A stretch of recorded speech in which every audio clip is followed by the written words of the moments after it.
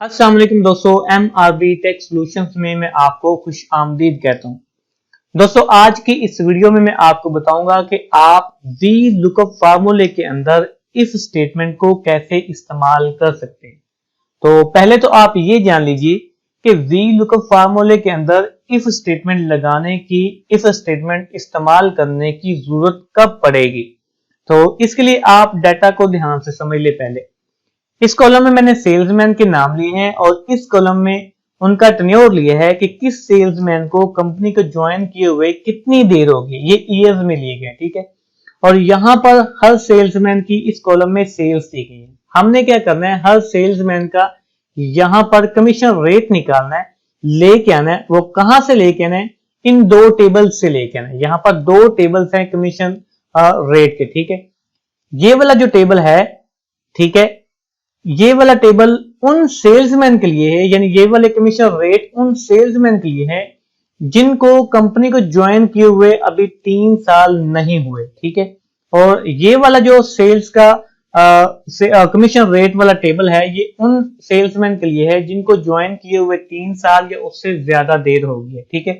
तो commission rate कुछ इस तरह से है कि अगर 5,000 को सेल्स टच कर जाए तो 2%, अगर 10,000 को सेल्स टच कर जाए तो 3%, ऐसे 5,000 से लेके 10,000 से कम जितनी भी अमाउंट होगी उन पर 2% जो है वो कमीशन अप्लाई होगा। तो हमने क्या करना है, यहां पर कमीशन लेके आना है इस कंडीशन के साथ कि अगर किसी का टेन्योर 3 साल से कम है तो फिर इस टेबल से कमीशन रेट पिक करे, और अगर किसी सेल्समैन का जो टेन्योर है वो 3 साल से ज्यादा है या 3 साल के बराबर है तो वो फिर इस टेबल से कमीशन रेट पिक करे। तो अगर हम सिंपल वी लुकअप फार्मूला लगाएंगे तो मैं यहाँ पर वी लुकअप फार्मूला लगा देता हूँ, ठीक है। तो हमने लुकअप वैल्यू किसको सर्च करने हैं, यानी ये वाले हमारे सेल्स का, ठीक है। कॉमा लगाएंगे, यहाँ पर क्या करूंगा, इस टेबल को सिलेक्ट कर लूंगा। मैंने इस टेबल का ये जो टेबल सिलेक्ट कर लिया, ठीक है। यहाँ पर उसके बाद कॉमा लगाएंगे, कॉमा लगाने के बाद यहाँ पर हम क्या करेंगे, दूसरे नंबर पर कमीशन रेट है तो 2 लिखेंगे और उसके बाद यहाँ पर क्या लिखेंगे, ट्रू, और ट्रू को लिए यहाँ पर आप प्रेस करेंगे 1, ठीक है, और ब्रैकेट बंद करके इंटर प्रेस कर देंगे, ठीक है। तो यहाँ पर कमीशन रेट आ चुके हैं, ठीक है, ये वाले। आपने यहाँ पर नोटिस किया, जैसे ही मैंने इसको सिलेक्ट किया तो यहाँ पर टेबल नंबर 1 आ गया। ये मैंने इस रेंज को पहले से नाम दे दिया था, ठीक है। तो रेंज को नाम कैसे देना है ये भी मैं आपको बता देता हूँ। तो अब इसको मैं नीचे ड्रैग कर लेता हूं तो यहां पर सभी के कमीशन रेट आ गए। अब होना ऐसे चाहिए कि अगर फॉर एग्जांपल ये वाला सेल्समैन है साजिद, इसका टेन्योर है 1 साल, तो यहां पर जो 30,000 जो सेल्स हैं यहां पर कितनी है, 5%, ठीक है। तो इसने इस टेबल से पिक किया है। अगर मैं यहां पर इसको 6 साल करूं तो ये कमीशन रेट ऑटोमेटिकली तब्दील होना चाहिए, जो कि नहीं हो रहा। तो इस तरह दो टेबल से जब आपने डाटा पिक करना हो और साथ में कंडीशन हो तो फिर हम वी लुकअप फार्मूले के अंदर इफ स्टेटमेंट का इस्तेमाल करते हैं।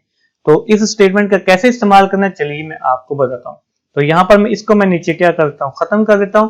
तो पहले मैं आपको बता दूं कि आपने रेंज का जो आपकी सिलेक्टर रेंज है, ये टेबल है, उसको आपने रीनेम कैसे करना है। जैसे मैंने इसको सिलेक्ट किया तो यहां पर क्या आ गया, टेबल नंबर 1। ऐसे ही इसको मैं सिलेक्ट कर लेता हूं और यहां पर मैं क्या लिख देता हूं, टेबल नंबर 2, ठीक है, और इंटर प्रेस कर देता हूं। तो ये वाली जो रेंज है इसका नाम टेबल नंबर 2 है। अब ये यहां पर वी लुकअप का फार्मूला लगा हुआ है, इसको ही एडिट कर लेते हैं यहां पर, ठीक है। तो ये जो टेबल नंबर 1 है इसको हम खत्म करते हैं यहां से, ठीक है। और यहां पर हम लगाते हैं इफ स्टेटमेंट, इफ, और यहां पर हम लॉजिक लगाएंगे कि अगर ये वाला सेल लेस देन हो 3 के, लेस देन हो 3 के, तो फिर क्या है, फिर टेबल नंबर 1 से डाटा पिक करे, ठीक है। अदरवाइज टेबल नंबर 2 से डाटा पिक करे, ठीक है। सिंपली इतना करके इंटर प्रेस कर लेता हूं।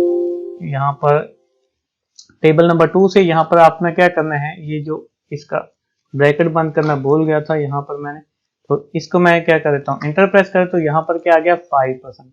अब मैं अगर यहां पर 6% करता हूं तो यहां पर आप देखेंगे कि ये जो कमीशन रेट है वो ऑटोमेटिकली तब्दील हो चुका है। अगर एक एक करूंगा तो यहां पर इस टेबल के लिहाज से कमीशन रेट आएगा। अगर यहां पर 3 साल या 3 साल से ज्यादा का ऐसा होगा तो फिर कमीशन रेट इससे पिक करेगा। तो मैं इसको फिल करता हूं फार्मूले को, तो यहाँ पर आप देखें कि इसके 4 साल हैं और सेल्स कितनी है 40,000। तो यहाँ पर 40,000 कितना है 7%, जबकि इस टेबल में 40,000 पर कितना कमीशन रेट है 6%।